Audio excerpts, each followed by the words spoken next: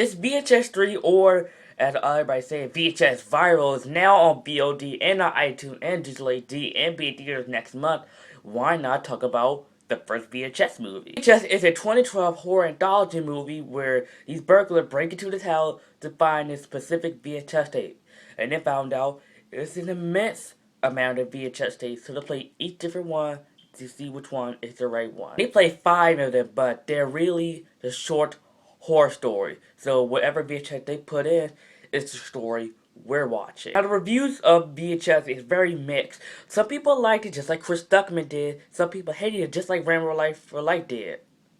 But in my opinion, VHS is one of the best horror films of this generation. Despite this movie being confusing with some of the stories, it still managed to scare me, just like the first story and the last story scared me. The first story is about these 3 college guys going on a night out, take these 2 girls back to the hotel room, but one of the girls doesn't seem quite right. Despite this story being very, very predictable, it still manages to scare the crap out of me, especially with that big-eyed girl. The second story is the weakest out of all of them because you had this married couple on a road trip, on a honeymoon, and it's another creepy girl watching them. There was no scares, it wasn't no scenes I was like, oh my.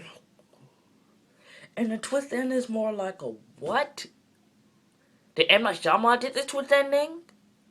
If you've seen the twist ending for the story, you know what I'm talking about. Her story is the most cliche, with cliche characters like the nerd, the jock, and the pretty girl go on this camping trip, and they found out it's a digital killer you can only see with the camera. Despite this story being so cliche, I find it more entertaining than the last story. The next story is about this girl talking to a doctor on a Skype chat and telling him that there are ghosts in her apartment. As silly as that story sounds, it's really, really suspenseful. It keeps you on the edge of your seat. That story is about these guys are going out for Halloween to this house and freaky stuff starts to happen. That's all I'll say. Despite VHS not being a perfect film with some confusing things in the story, it's still one of the best horror movies of the generation and of this decade. I might have to give this movie a B-, only because that second story is so bland.